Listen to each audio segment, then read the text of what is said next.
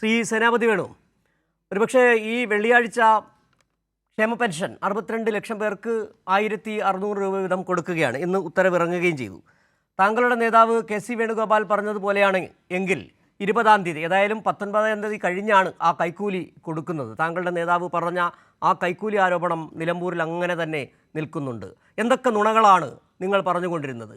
ആദ്യം മുതൽ തന്നെ നിങ്ങളെടുത്ത നിലപാടുകൾ, OLX-ൽ സ്ഥാനാർത്ഥിയെ തെരഞ്ഞത്, വന്നിട്ടുണ്ടോ എന്ന് അന്വേഷിച്ചുകൊണ്ടിരുന്നത്, ഒടുവിൽ സ്വരാജ് വന്നപ്പോൾ നടത്തിയ നുണപ്രചരണങ്ങൾ, ഒരു 15 വയസ്സുകാരൻ്റെ മരണവുമായി ബന്ധപ്പെട്ട് സർക്കാർ സ്പോൺസേഡ് കൊലപാതകമെന്ന് പറഞ്ഞത്, ഏറ്റവും ഒടുവിലായി ഇന്ന് പ്രിയങ്കാ ഗാന്ധി തന്നെ വന്ന് പറഞ്ഞ കാര്യങ്ങൾ കൂടി ഓർമ്മയുണ്ട്. വന്യജീവി സംരക്ഷണ നിയമവുമായി ബന്ധപ്പെട്ട് ഒരു സമ്മർദ്ദവും ചെലുത്താൻ പോകുന്നില്ല, ആ നിയമം കൊണ്ടുവന്നത് ആരാണ്? ഇത്തരം കാര്യങ്ങളൊക്കെ സ്വാഭാവികമായും നിലമ്പൂരിൽ ചർച്ച ചെയ്യപ്പെടുന്നുണ്ട്. ആ കൈക്കൂലി എന്നുള്ള ആരോപണത്തിൽ തന്നെ ഉറച്ചു നിൽക്കുകയാണെന്ന് തോന്നുന്നു താങ്കളുടെ നേതാക്കൾ ഇപ്പോഴും. സിജു, പെൻഷൻ ലഭിക്കുന്നതിന്റെ അവകാശമാണ്.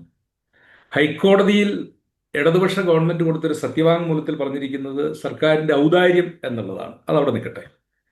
പെൻഷൻ എല്ലാ മാസവും, അതായത് സർക്കാർ ഉദ്യോഗസ്ഥർക്ക് ശമ്പളം കിട്ടുന്നത് പോലെ 1-ാം തീയതി അല്ലെങ്കിൽ 2-ാം തീയതി അല്ലെങ്കിൽ 5-ാം തീയതിക്കുള്ളിൽ എല്ലാ മാസത്തെയും പെൻഷൻ ആളുകൾക്ക് ലഭിക്കണം.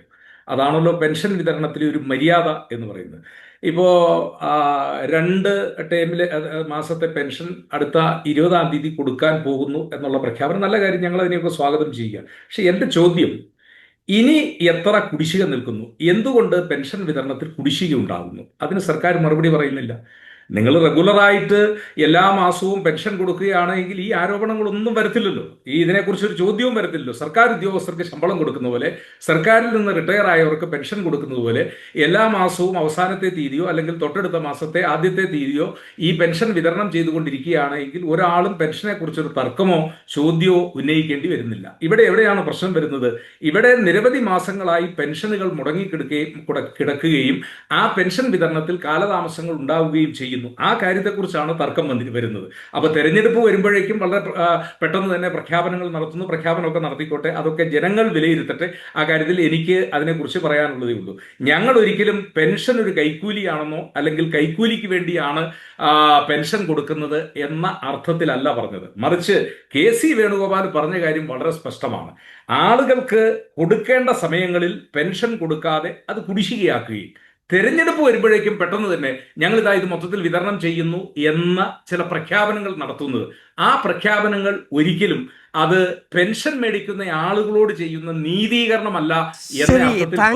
താങ്കൾ ഉന്നയിച്ച വിഷയം വളരെ പ്രസക്തമാണ്. അത് ഒരു വിഷയം വി കെ സനോജ് ഉണ്ട് മറുപടി പറയാൻ. താങ്കൾ പറഞ്ഞൊരു മര്യാദ ഉണ്ടല്ലോ, മര്യാദ, ഈ പെൻഷൻ കൊടുക്കുന്നതിലെ കുടിശ്ശിക ഇങ്ങനെ ആക്കുന്നതിനുള്ള മര്യാദകേടുണ്ടെന്നതിനെ കുറിച്ച് പറഞ്ഞല്ലോ. ഈ മര്യാദകേടിനെ കുറിച്ച് പറയുകയാണെങ്കിൽ കുറേ പിറകിലേക്ക് പോകേണ്ടി വരും. നമ്മൾ കഴിഞ്ഞ ദിവസങ്ങളിലൊക്കെ ചർച്ച ചെയ്തതാണ് 28 മാസം കുടിശ്ശികയാക്കിയ ആന്റണി, അതോടൊപ്പം തന്നെ 18 മാസം കുടിശ്ശികയാക്കിയ ആ ഉമ്മൻചാണ്ടിയുണ്ട്. ആ മര്യാദ താങ്കൾ പറഞ്ഞല്ലേ കുടിശ്ശിക വരുത്തുന്നത്. ഇനിയും താങ്കൾ പറഞ്ഞൊരു കാര്യമുണ്ട്, തുടക്കത്തിൽ പറഞ്ഞൊരു ഔദാര്യത്തിന്റെ പ്രശ്നമുണ്ടല്ലോ. താങ്കളുടെ നേതാക്കൾ ഉമ്മൻചാണ്ടി അടക്കം, ആന്റണി അടക്കം, കരുണാകരനും പറഞ്ഞു ബാധ്യതയാണിത്, സംസ്ഥാന സർക്കാരിന് എത്ര ലക്ഷം കോടിയുടെ ബാധ്യത വരുമെന്ന് പറഞ്ഞു. LDF സർക്കാർ ഒരിക്കലും പറഞ്ഞിട്ടില്ല ഒരു ബാധ്യതയാണെന്ന്.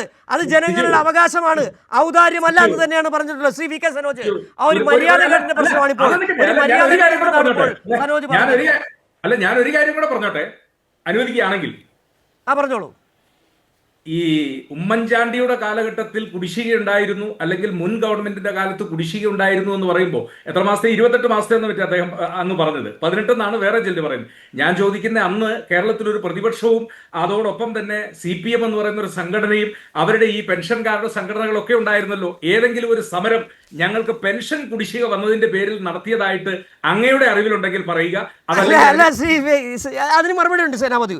അന്ന് ഈ പെൻഷൻ എന്ന് പറയുന്നത് കൃത്യമായി കിട്ടുന്ന ഒരു സാധനമാണെന്ന് കേരളത്തിലെ ജനങ്ങൾക്ക് അറിയില്ലായിരുന്നു. UDF വരുമ്പോഴൊക്കെ 28-18 മാസം കുടിശ്ശിക. ഇവിടെ LDF സർക്കാർ എപ്പോഴൊക്കെ അധികാരത്തിൽ വന്നിട്ടുണ്ടോ അപ്പോഴൊക്കെ പെൻഷൻ കൃത്യമായി കൊടുക്കുന്നുണ്ട്.